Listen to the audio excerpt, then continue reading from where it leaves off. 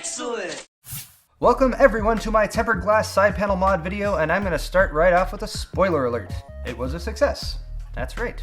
With the invaluable support of a couple of my friends from the PC modding scene, specifically Lee Harrington from PCJunkieMods.com and Bill Owen from MNPCTech.com, I have taken this custom-cut piece of tempered glass and integrated it into the side panel of my Fractal Design Define R5 case, allowing a direct view into the Arctic Panther's gloriously sexified interior components and water cooling loop. But all was not sunshine and daisies with this little project, oh no. And if you watched last week's vlog video, you know that my first shot at this mod didn't quite turn out as I would have liked. But enough exposition, let's head back in time a couple weeks so we can watch the younger, more naive Paul as he struggles to accomplish this task, unaware of the looming failure that awaits. But anyway, back to the stuff I got, aside from the Permatex adhesive sealant, Define R5 side panel, of course. I've got my heat gun out because I'm going to need to get rid of all of that thermal padding on the other side of this before I can cut it. For my cutter tool, I have what is effectively a Dremel here, although it is not a Dremel, so sorry to any of you Dremel lovers out there. This is a Black & Decker RTX 3-speed rotary tool. It is a pretty powerful one, not terribly expensive, and it's plug-in, which is important for this type of work because you need something that's powerful. Of course, I got lots of the cutting discs because I'm probably going to be going through those. Protective eye gear. Please wear protective eye gear if you're going to be doing this sort of thing. It's kind of necessary, and there's going to be sparks flying and all that good stuff. I'll come back to the side panel, but I do have a set of files here because that's important, and I got these on Amazon. Again, I'll put the link to these in the description. Not terribly expensive. These are actually made for wood, but I was reading comments and people were like, they actually work fine for metal too. You know, I don't need anything. I'm not opening a mod shop or anything, so I didn't need anything too crazy. The white coolant from Primo Chill is there. That's just for dressing. That's purely to make things look interesting around here. I've got my T-square because I'm going to need to be measuring some pretty specific lines on here. And lastly, of course, is the tempered glass. I guess kind of the main event itself for this particular day or mod or whatever. This is from Dulla's Glass and Mirror, and they sent a nice little certificate along with it. Having never really bought tempered glass before, I found Dulla's Glass and Mirror, and they have a website, and they let you like set everything up online as far as the size you want and all that good stuff. So this is a gray glass piece of tempered glass cut specifically to a size which I forget, it's like 15 inches by 16 inches or something like that.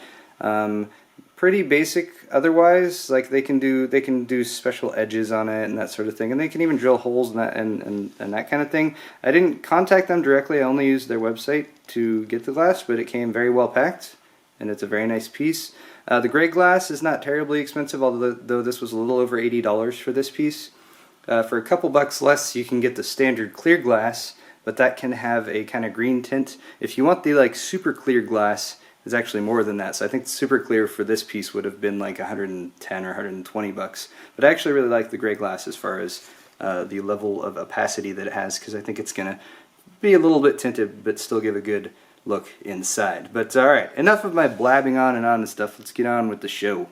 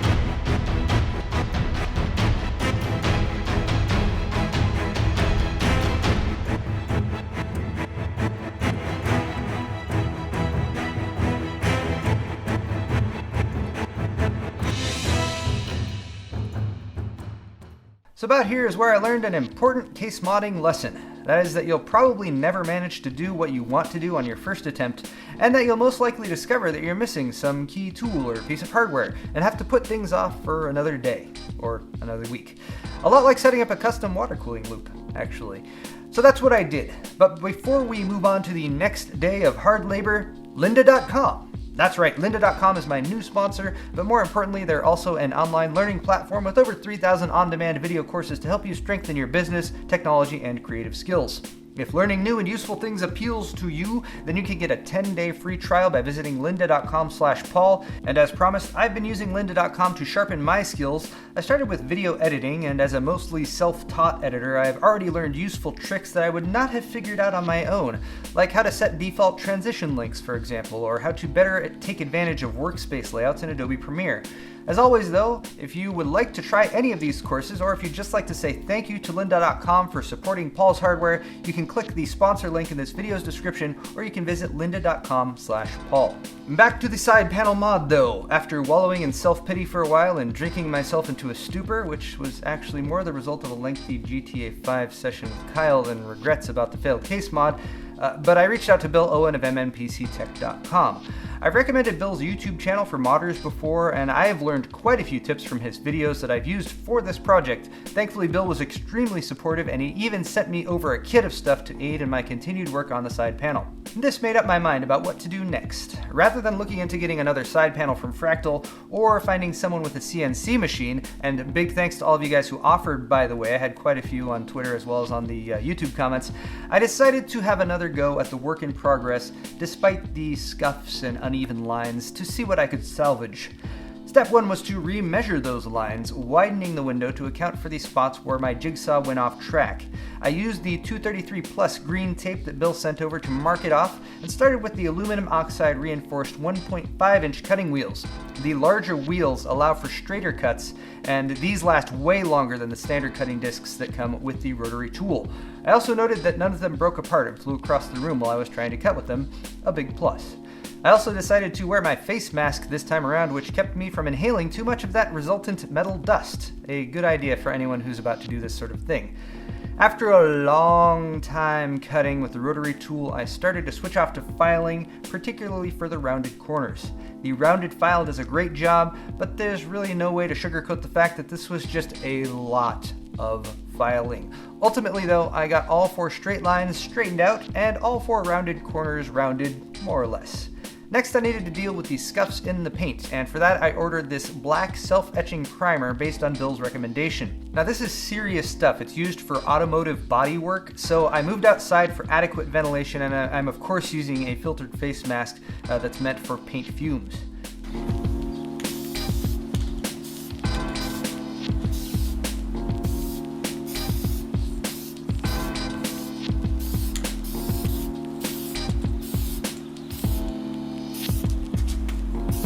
It just straight up says may cause cancer on here. This is serious stuff. Suspected of damaging fertility or the unborn child. Good lord. I got a little bit on my finger. I hope that doesn't mean that my finger has cancer now. Okay, so I did forget to wear the gloves on the first try, and the breeze was kind of messing with me, but I fixed this for the second and third coats, and the self-etching primer actually does a really good job of getting into those scuffs and covering up my blemishes. It even matches the black paint on the rest of the case. A very important thing. So I gave it a couple hours to dry, and then I moved on to lining the cutout's edge with the rubber U-channel, which gives it a much more professional finish and also covers up those jagged edges. With that done, I started lining up the tempered glass panel again. It was actually just about perfect. I used some scissors to cut the Tape of the Gods strip in half, giving me just enough surface area outside the U-channel to go up to the edge of the tempered glass. This stuff adheres quickly, but I gave it a lot of firm pressure around the edges to make sure it made good contact, and just like that, it was all finished.